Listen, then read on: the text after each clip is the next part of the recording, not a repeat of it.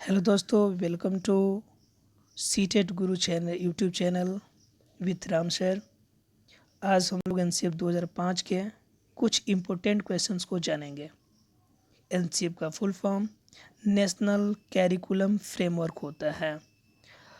इसमें सबसे अधिक क्वेश्चंस जो बनते हैं वो सीटेट के लिए सबसे वैल्यूएबल माने जाते हैं, या सबसे अधिक क्वेश्चन एनसीएफ 2005 से ही आते हैं। एनसीएफ 2005 कितना इम्पोर्टेंट है, इनके वेटेज के बारे में हम बात करेंगे। साथ में क्वेश्चंस, उसी क्वेश्चंस को देखेंगे जो ज़्यादातर सीटेट और केवीएस में क्वेश्चंस आते हैं। देखते हैं दोस्तों। इसके देखने से पहले मैं थोड़ा सा एनसीएफ फ्रेमवर्क 2005 के बारे में, यानी नेशनल कैरिकुलम फ्रेमवर्क के बारे में थोड़ा सा डिटेल आपको दे देना चाहता हूँ। अगर ये वीडियो आपको पसंद है तो हमारे चैनल को सब्सक्राइब करें, लाइक करें और जितना से ज़्यादा हो सके शेयर करें, ताकि यह एनसीएफ 2005 या सीटेट से रिलेटेड सभी वीडियो सभी दोस्तों के पास आसानी से उपलब्ध हो सके, ताकि इस बार सीटेट सभी का क्लियर हो सके। आइए दोस्तों, थोड़ा सा जानते हैं एनसीएफ 2005 के बारे में। प्रिंसिपल ऑफ एनसीएफ 2005, यानी एनसीएफ 2005 के बारे में मुख्य मार्गदर्शक कौन से पॉइंट था, इनके बारे में जानते हैं। पहला पॉइंट था ज्ञान को स्कूल के बाहर के जीवन से जोड़ना, यानी जो भी ज्ञान है, जो भी मटेरियल है, जो भी पढ़ाया जाए, ऐसा पढ़ाया जाए जो उनके जीवन में सीधे रूप में उनके कार्य आने वाले हो। पहला इनका टॉपिक्स है, पहला इनका पॉइंट है, जो कि बहुत इम्पोर्टेंट है। दूसरा, पढ़ाई को रटन प्रणाली से मुक्त करना, यानी कि रटने की जो विधि पहले थी उनसे अब मुक्ति दी जाएगी, एनसीएफ 2005 का कहना है। यानी रटने की कोई सी भी विधि नहीं होनी चाहिए, बच्चे के समझ पे आधारित होना चाहिए, बच्चे के जीवनचर्या पे, दिनचर्या पे आधारित होना चाहिए। रटन प्रणाली से कम्प्लीटली मुक्ति चाहिए। ये था दूसरा मार्गदर्शक। तीसरा मार्गदर्शन क्या था? पाठ्यचर्या पुस्तक केंद्रित न रह जाए, यानी जो कैरिकुलम बने वह पाठ्य पुस्तक केंद्रित न होकर बल्कि बाल केंद्रित हो, बच्चे के मन के आधारित, यानी बच्चे के हिसाब से कार्य करने वाला हो, यानी कि बाल केंद्रित हो। इनका मेन मकसद था कि जो शिक्षा प्रणाली हो वह बाल केंद्रित हो, न कि पाठ्य पुस्तक केंद्रित। ये था इसका तीसरा। चौथा इसका मार्गदर्शन था कक्षा कक्ष को गतिविधियों से जोड़ा जाए और इसे लचीला बनाया जाए, यानी जितनी भी गतिविधियां हो उनके क्लास वर्क से जोड़ा जाए, ताकि बच्चों को सीखने में और अधिक आसानी हो। आइए दोस्तों, देखते हैं इसका पांचवा और सबसे महत्वपूर्ण जो प्रिंसिपल था एनसीएफ का, वो क्या था। पांचवा प्रिंसिपल था राष्ट्रीय मूल्य के प्रति आस्थावान विद्यार्थी तैयार हो, या राष्ट्रीय महत्व के बिंदुओं को पाठ्यक्रम में शामिल किया जाए, यानी कि जितना अधिक विद्यार्थियों के महत्व को देखा जाए, उनके इम्पोर्टेंट बिंदुओं को पाठ्यक्रम में शामिल किया जाए। ऐसा मुख्य लक्ष्य रखकर एनसीएफ 2005 का गठन किया गया था। आइए दोस्तों, देखते हैं इनसे रिलेटेड कुछ क्वेश्चंस, मल्टीपल चॉइस क्वेश्चन, जो कि आपके एग्जाम्स के लिए काफ़ी इम्पोर्टेंट है। दोस्तों, इसमें कुछ आरटीई 2009 से रिलेटेड भी कुछ क्वेश्चंस को डाले गए हैं, जो कि आपके लिए काफ़ी इम्पोर्टेंट है, तथा खास तौर से सीटेट और केबीएस में जो क्वेश्चन लेवल पूछे जाते हैं उस लेवल के क्वेश्चंस हैं। जिनका पहला क्वेश्चन है, जिला प्राथमिक शिक्षा कार्यक्रम किस वर्ष लागू किया गया, यानी प्राथमिक शिक्षा कार्यक्रम लागू कब किया गया था। तो इसका सही आंसर है आपका 1994, यानी कि 1994 में सबसे पहली बार प्राथमिक शिक्षा कार्यक्रम को लागू किया गया था। आइए दोस्तों, देखते हैं अगला क्वेश्चन। शिक्षा का अधिकार उद्घोषित हुआ, यानी कब शिक्षा का अधिकार लाया गया, कानून नियम के रूप में लाया गया। तो उसका आपका सही आंसर जो होगा आपका, वो होगा 2009। बहुत सारे स्टूडेंट 2010 पे भी मारेंगे। लागू 2010 में हुआ था, लेकिन लाया गया था 2009 में। इसलिए इस छोटे से क्वेश्चन पे कंफ्यूज ना होए आप लोग। इसका सही आंसर होगा शिक्षा का अधिकार उद्घोषित कब हुआ, तो उसका सही आंसर होगा 2009। आइए दोस्तों, देखते हैं अगला क्वेश्चन। अगला क्वेश्चन है, भारत के संविधान का कौन सा अनुच्छेद शिक्षा के अधिकार का प्रदान करता है। यानी कि संविधान में कौन सा अनुच्छेद है जो कि बच्चों के शिक्षा के अधिकार को बतलाता है, और वो आपका आंसर है अनुच्छेद 21A यानी ऑप्शन सी, जो कि बिल्कुल सही जवाब है। वो हमें शिक्षा के अधिकार को बतलाता है, यानी अनुच्छेद 21A। आइए दोस्तों देखते हैं अगला क्वेश्चन। अगला क्वेश्चन है आपका, निःशुल्क एवं अनिवार्य शिक्षा बालकों का अधिकार 2009 के अंतर्गत किसी भी अध्यापक को निम्न में से किस कार्य के लिए नहीं लगाया जा सकता है। यानी जो भी टीचर्स उसमें चयनित है उन टीचर को किस कार्य के लिए नहीं लगाया जा सकता है। तो इनके ऑप्शंस देखते हैं। इनके ऑप्शन में देखेंगे 10 वर्ष पश्चात होने वाली जनगणना, ये बिल्कुल सही है क्योंकि जनगणना में तो उन्हें लगाया जाता है। दूसरा ऑप्शन है आपदा राहत कार्य, आपदा राहत कार्य में भी लगाया जाता है। चुनाव संबंधी कार्य यानी इलेक्शन में भी कार्य किए जाते हैं। और लास्ट ऑप्शन जो है आपका पल्स पोलियो कार्यक्रम, इसमें कभी भी टीचर्स को अपॉइंट नहीं किया जाता है, डिप्यूट नहीं किया जाता है, मतलब कि यह इसका सही आंसर होगा। यानी कि निःशुल्क एवं अनिवार्य शिक्षा बालकों का अधिकार 2009 के अंतर्गत जितने भी अध्यापक आते हैं उनको पल्स पोलियो कार्यक्रम में हिस्सा लेने के लिए मौका नहीं दिया जाएगा, मतलब उन्हें उस कार्य के लिए डिप्यूट नहीं किया जाएगा। आइए दोस्तों देखते हैं अगला क्वेश्चन। अगला क्वेश्चन कहता है हमारा कि निम्नलिखित में से क्या उत्तम उपलब्धि परीक्षण की विशेषता नहीं है।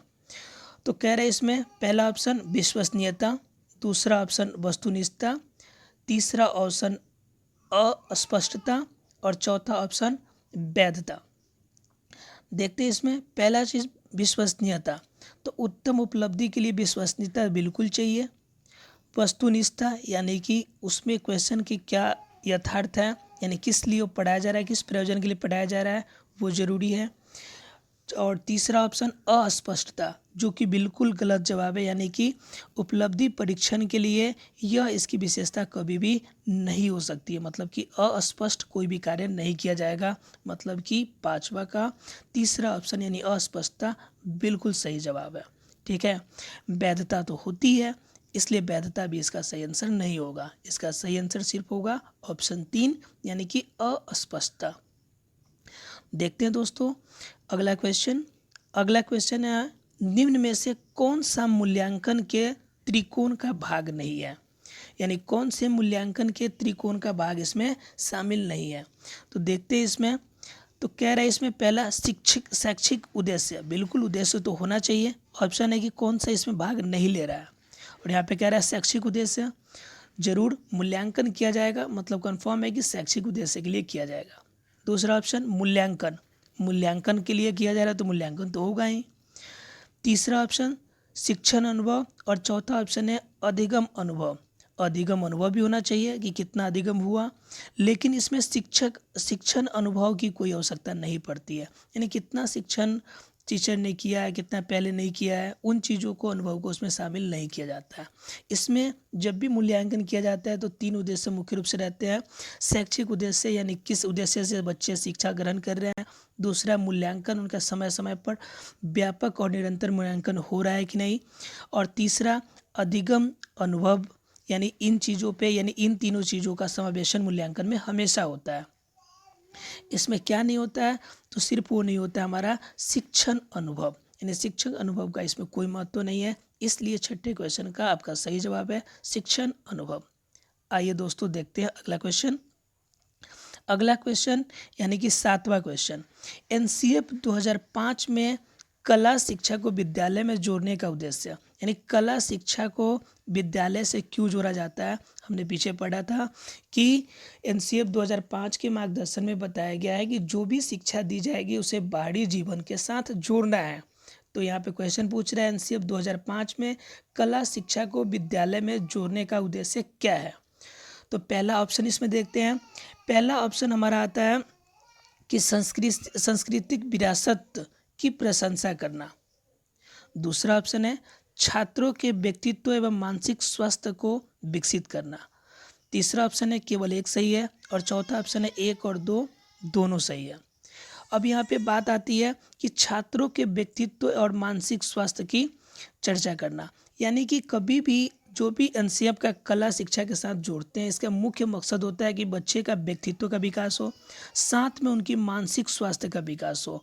इन दोनों चीज़ों के मद्देनज़र रखते हुए ही हम शिक्षा को कभी भी विद्यालय के बाहरी जीवन से जोड़ने की कोशिश करते हैं। इसलिए इसका सही आंसर होगा, छात्रों के व्यक्तित्व और मानसिक स्वास्थ्य को विकसित करने के लिए कला शिक्षा को विद्यालय में जोड़ा जाता है। इनका मुख्य उद्देश्य यही है। आइए दोस्तों देखते हैं इसका अगला क्वेश्चन। अगला क्वेश्चन है, किस में मापन की भूमिका सब सीखी हुई कुशलताओं में निष्पादन का एक संपूर्ण अवलोकन देती है। यानी किस कार्य में, किस मूल्यांकन में मापन की भूमिका सब सीखी हुई कुशलताओं में निष्पादन का एक संपूर्ण अवलोकन देती है। तो इसमें पहला ऑप्शन है निर्माणात्मक मूल्यांकन, दूसरा ऑप्शन योगात्मक मूल्यांकन, तीसरा निदानात्मक मूल्यांकन और चौथा उपयुक्त में से कोई नहीं। ये तो कंफर्म है कि उपयुक्त में से कोई नहीं हो सकता, क्योंकि यहाँ पे 3 ऑप्शन दिए हुए हैं और तीनों इम्पोर्टेंट दिए हुए हैं, इसलिए इन तीनों में से एक तो बनता है। यानी कि निदानात्मक मूल्यांकन, यानी जब भी कोई समस्या होती है तो उन समस्या को निर्धारण करने के लिए हम लोग निदानात्मक मूल्यांकन करते हैं, जो कि इसका नहीं होगा, क्योंकि इसमें कह रहा है सब सीखी हुई कुशलताओं के निष्पादन का संपूर्ण अवलोकन। तो दूसरा ऑप्शन है निर्माणात्मक, यानी कि निर्माण करने के लिए, तो ये भी नहीं हो सकता है।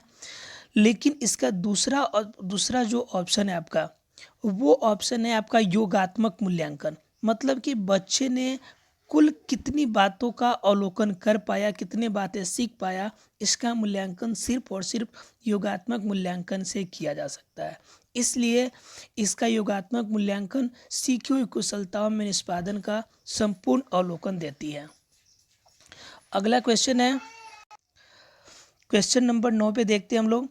एक विशिष्ट अधिगम अनुभव प्रदान करने के पश्चात अधिगम किस स्तर तक हुआ है, यह मापने हेतु निम्न में से कौन सा परीक्षण उपयुक्त है। यानी अधिगम बच्चे में कितना अधिक हुआ है, बच्चे ने कितना सीखा है, इन बातों को जानने के लिए इसमें से कौन सा परीक्षण किया जाता है। पहला ऑप्शन है आपका उपलब्धि परीक्षण, दूसरा है अभिवृद्धि परीक्षण, तीसरा है निदानात्मक परीक्षण और चौथा है परीक्षण एवं पुनः परीक्षण। क्वेश्चन में क्लियर कर दिया है कि अधिगम के किस स्तर तक पहुंचा है, यानी बच्चे ने कितना उपलब्धि प्राप्त की है, उसको आपको मूल्यांकन करना है, उसका परीक्षण करना है। तो उसका बिल्कुल सीधा जवाब हो जाएगा उपलब्धि परीक्षण। यानी कितना बच्चे ने अधिगम किया है, कितना बच्चे ने सीखा है, इसके लिए हमें परीक्षण करना हो तो वो होगा हमारा उपलब्धि परीक्षण। आइए दोस्तों देखते हैं अगला क्वेश्चन। क्वेश्चन नंबर 10, मूक एवं बधिरों की बुद्धिमत्ता का परीक्षण होता है। मूक का मतलब होता है जो बोल नहीं सकता, यानी गूंगा हो। बधिरों मतलब कि जो देख नहीं सकता हो, मतलब कि देखने और बोलने में जो असक्षम हो, उनके लिए कौन सा मेथड है, कौन सा तरीका है, परीक्षण है, जिसके माध्यम से उनका परीक्षण किया जा सकता है कि कितना उन्होंने सीखा है। तो सीखने के लिए उनका जो बेहतर तरीका है उसमें देखते हैं। पहला ऑप्शन कह रहा है मौखिक बुद्धिमत्ता परीक्षण। सही बात है, मौखिक करना पड़ेगा। जो बधिर जो देख नहीं सकते उनके लिए तो मौखिक करना ही पड़ेगा। दूसरा ऑप्शन अमौखिक बुद्धिमत्ता परीक्षण, लेकिन जो क्या कहते हैं जो बोल नहीं सकते उनके लिए अमौखिक भी किया जा सकता है। और तीसरा ऑप्शन है निष्पत्ति परीक्षण और चौथा ऑप्शन है 2 और 3, 2 अथवा 3। अब देखते हैं तीसरा ऑप्शन कह रहा है निष्पत्ति परीक्षण। अब देखते हैं कि निष्पत्ति परीक्षण में दोनों को शामिल किया जाता है। अब यहाँ पे बात आती है कि मौखिक बुद्धिमत्ता अगर किया जाएगा, जो मुख्य है मौखिक किया जाए तो बधिर को फिर प्रॉब्लम समस्या होगी, इसलिए मौखिक तो हो नहीं सकता, नहीं हो पाएगा यहाँ पर। इसलिए यहाँ पे हमारे 2 और 3 ऑप्शन बचते हैं, इसलिए इसका चौथा आंसर सही होगा। यानी अमौखिक बुद्धिमत्ता परीक्षण और निष्पत्ति परीक्षण, इन दोनों में से किसी एक मेथड द्वारा मुख्य एवं बधिरों को या असक्षम व्यक्ति के बुद्धिमत्ता का परीक्षण किया जा सकता है। आइए दोस्तों देखते हैं इस क्वेश्चन का, इस सीरीज का अगला क्वेश्चन, 11वां क्वेश्चन।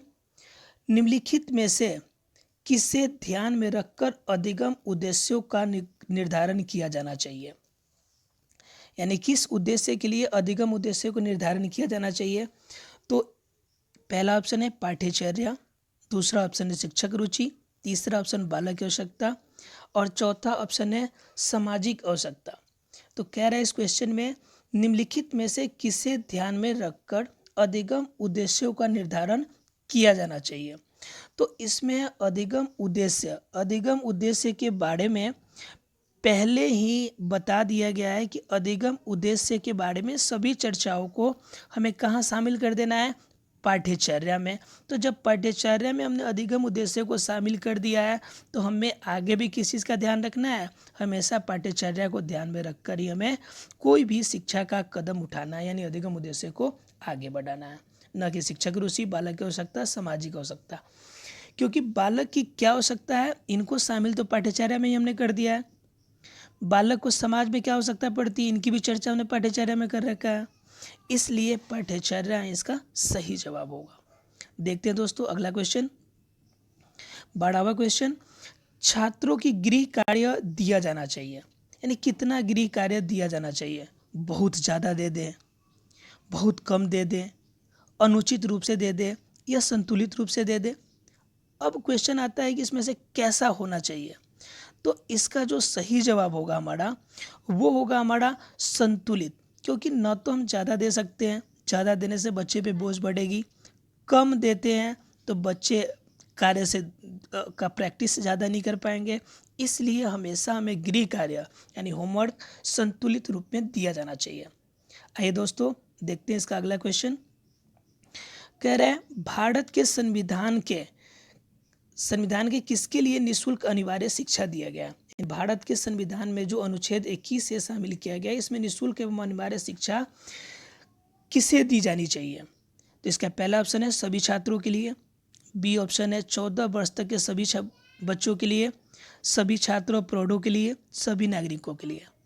ऑप्शन पे एक बार ध्यान देते हैं हम लोग, सभी छात्रों के लिए। सभी छात्रों का मतलब हो गया कि जो हमारा जहाँ से क्लास स्टार्ट होता है वहाँ से लेकर जब तक बच्चे पढ़ते हैं तब तक, जो कि बिल्कुल भी नहीं हो सकता है। 14 वर्ष तक के लिए सभी बच्चों के लिए। तीसरा ऑप्शन कह रहे हैं सभी छात्र और प्रौढ़ों के लिए, तो कभी भी संविधान में निःशुल्क शिक्षा सभी छात्रों और प्रौढ़ों के लिए नहीं किया गया है, यानी ये भी गलत हो गया। सभी नागरिकों के लिए का मतलब हो गया कि 18 वर्ष से जो अधिक है उनके लिए भी, जो कि बिल्कुल गलत हो गया। हमारे संविधान में निःशुल्क शिक्षा को कहा गया है 6 से लेकर 14 वर्ष तक के बच्चों को निःशुल्क शिक्षा, जो कि इसका बी ऑप्शन बिल्कुल सही जवाब होगा, यानी 14 वर्ष तक के सभी बच्चों को निःशुल्क शिक्षा दी जाएगी। देखते हैं दोस्तों अगला क्वेश्चन। अगला क्वेश्चन है शिक्षा का अधिकार के तहत प्राथमिक कक्ष शिक्षक छात्र अनुपात कितना होना चाहिए, यानी प्राथमिक कक्षा में शिक्षक और छात्र का अनुपात क्या होना चाहिए। 1:30, 1:35, 1:40, 1:45, जो कि इसका सही जवाब है 1:30, यानी प्राथमिक स्तर पे बच्चों का 1:30 होना चाहिए शिक्षक और छात्र का, एक शिक्षक पे 30 छात्र होने चाहिए। लेकिन जब भी अगर हम चर्चा करें 6 से लेकर 8 तक के बच्चों को, तो वहाँ पे हमारा अनुपात हो जाएगा 1:40। ध्यान रखें, सॉरी गलती कर दी हमने। यहाँ पे प्राथमिक कक्षा शिक्षा छात्र के अनुपात 1:30 होना चाहिए, 1:30 होना चाहिए। लेकिन जब भी जनसंख्या 200 से अधिक हो जाए, यानी कि बच्चों की जनसंख्या 200 से अधिक हो, 200 से ऊपर हो, तब यह अनुपात बढ़कर 1:40 हो जाती है। यानी कि जब तक 200 से कम छात्र है प्राथमिक स्तर पे, तब तक बच्चों का अनुपात 1:30 रहेगा। लेकिन जिस छात्रों की जनसंख्या 200 से अधिक है, तब यह अनुपात बढ़कर 1:40 हो जाती है। देखते हैं दोस्तों अगला क्वेश्चन, 16वां क्वेश्चन कह रहा है प्राथमिक स्तर पर न्यूनतम कार्य दिवस, यानी प्राथमिक स्तर पे बच्चों का न्यूनतम कार्य दिवस, यानी कितने दिन एक साल के अंदर, यानी पूरे 365 दिन में कितने दिन बच्चों को शिक्षा दी जाएगी। इसके लिए आपका जो न्यूनतम दिन तय किया गया है, जो दिनचर्या तय किया गया कार्य दिवस, वो है हमारा 200। लेकिन इसके साथ ही एक और बात है कि 200 तो प्राथमिक यानी कि 1 से 5 तक के बच्चों के लिए है। लेकिन जब भी अगर हम बात करें, अगर एग्जाम में क्वेश्चन गलती से आ जाए कि 6 से 8 तक के बच्चों के लिए कार्य दिवस कितने होंगे, तो वहाँ पे आपका आंसर चेंज हो जाएगा और वो आंसर होगा आपका 220 दिन। ठीक है, यानी 1 से 5 तक जब भी पूछा जाए कार्य दिवस तो 200 दिन, लेकिन 6 से 8 तक पूछा जाए तो आपका सही आंसर होगा 220 दिन। ठीक है दोस्तों, देखते हैं अगला क्वेश्चन। 17वां क्वेश्चन कह रहा है प्राथमिक स्तर पर शैक्षिक घंटे निर्धारित किया गया है, यानी कि कितने घंटे पढ़ाया जाना चाहिए प्राथमिक स्तर पर। यानी बात यहाँ पे की जा रही है 1 से 5 तक के बच्चों को। ठीक है, तो वो होगा हमारा 800 घंटे। ठीक है, यानी जब भी 1 से 5 तक की घंटों के बारे में चर्चा की जाए तो वो होगा 800, लेकिन जब चर्चा किया जाए 6 से 8 तक के लिए तो वह घंटा बढ़कर हो जाएगा आपका 1000, यानी 1000 घंटे तक, यानी उच्चतर प्राथमिक शिक्षा जो है प्राथमिक स्तर के बच्चों के लिए समय का निर्धारण किया गया, यानी 1000 घंटे शैक्षिक घंटे के रूप में निर्धारण किया गया। देखते हैं दोस्तों अगला क्वेश्चन, यानी 18वां क्वेश्चन।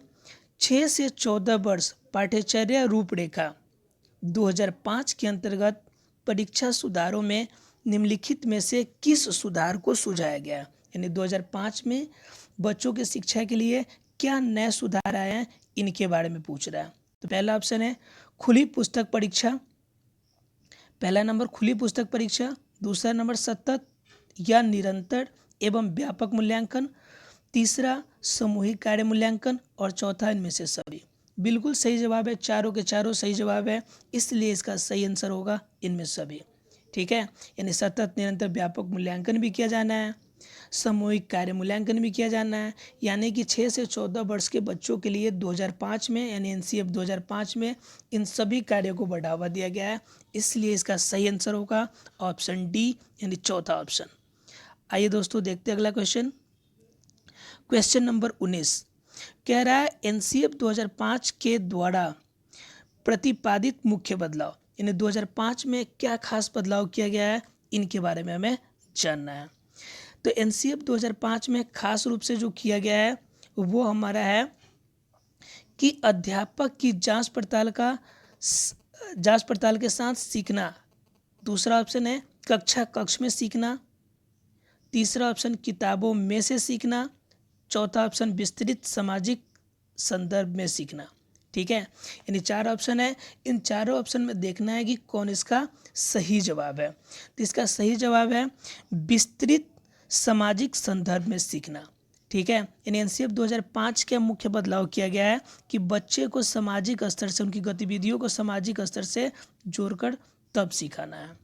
आइए दोस्तों देखते हैं अगला क्वेश्चन, क्वेश्चन नंबर 20, यानी एनसीएफ 2005 के द्वारा प्रतिपादित मुख्य बदलाव है, यानी एनसीएफ 2005 के द्वारा क्या मुख्य बदलाव किए गए हैं उनके बारे में जानना है। उनके बारे में पहला ऑप्शन है आपका अध्यापक की जांच पड़ताल के साथ सीखना, दूसरा ऑप्शन है कक्ष में सीखना, तीसरा ऑप्शन है किताबों में से सीखना और चौथा ऑप्शन है सामाजिक संदर्भ में सीखना, जो कि बिल्कुल पिछला ही क्वेश्चन को दोहराया गया है, जो कि इसका सही जवाब होगा विस्तृत सामाजिक संदर्भ में सीखना, जिनको हम लोग पहले जान चुके हैं। आते हैं अगला क्वेश्चन, क्वेश्चन नंबर 20। एक परीक्षण तैयार करने के बाद एक शिक्षक प्राप्तांकों की निरंतरता को जांचने के लिए एक ही आयु वर्ग के बच्चों पर प्रशासित करता है, वो निम्न को जांचना चाह रहा है। यानी किस रूप में वो जांचना चाहता है, जब सभी हम उम्र के बच्चों को एक साथ जब जांच की जाती है तो उसमें वो क्या जांचना चाहते हैं। तो उनमें जांच की मुख्य क्या प्रश्न हो सकते हैं, कह रहा है वैधता की जांच करेंगे, वस्तुनिष्ठता की जांच करेंगे, उपयोगिता की या विश्वसनीयता की। उस स्तर में जब भी एक साथ अगर जांच किया जाए तो उसमें देखा जाता है कि बच्चों को अपने ऊपर कितना कॉन्फिडेंस आया, बातों को कितना बेहतर वैसे डील कर पाते हैं, इसलिए इसका सही आंसर होगा विश्वसनीयता का। और